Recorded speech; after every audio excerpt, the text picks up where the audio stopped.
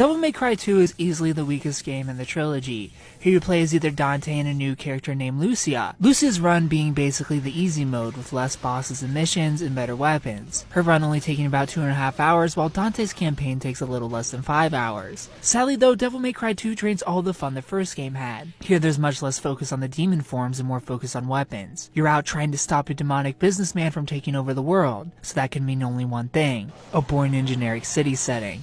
And that's exactly what you get. The creepy mansion in the first game was perfect. It was mysterious and exciting. The city though, aside from the final 2 missions, is just a bunch of generic gray garbage. The only thing that saves this game is the same Devil May Cry formula of linear hack and slash, unlock doors and move on. However, this time around it's even more linear, zero backtracking at all, taking away the adventure bits of the first game. You have Dante, the same perspective running issues, and the same combat and orb system from the first game, thrown into a boring, uninspired world. You're still collecting red orbs for upgrades, blue to increase your health, and yellow for revive. However, unlike learning new moves with your red orbs, you're now just making the guns and swords more powerful that you find throughout the world. And you'll need to do that because, again, the fun is drained from the first game. Enemies are so spongy and your demon meter fills at a ridiculously slow rate. So while Devil May Cry's 23 missions flew by, Devil May Cry 2's 18 missions go by at a snail's pace. Combat is just not fun without satisfyingly slashing enemies momentarily and then pulling out some electricity or flames to finish them off. It's a grind. The one change I am a fan of though are the different amulet pieces you unlock through the story's campaign. You get to choose if you want the ability to fly or run fast, for example. You can choose better health regeneration during your transformations or more powerful attacks, building your character around your style of gameplay. Every other choice though is poor. The bosses here are garbage, requiring you to basically spam the range attacks until they're dead, but they're made worse by this game's awful enemy locking system. There were so many annoying boss fights where there would be never-ending spawns of smaller enemies that Dante would lock onto while trying to focus on and attack the boss. This happened basically all game. The worst though is during the moments you have to hit orbs to unlock a gate that are constantly cooling off if you don't hit them in succession. So many poor decisions made here. That's not to say I regret playing through this game. It's still Devil May Cry. Bosses when you least expect it, not knowing where the game is going to take you next. It's just an okay Devil May Cry though. I enjoy my time. It just feels so lazy and generic. I give Devil May Cry 2 HD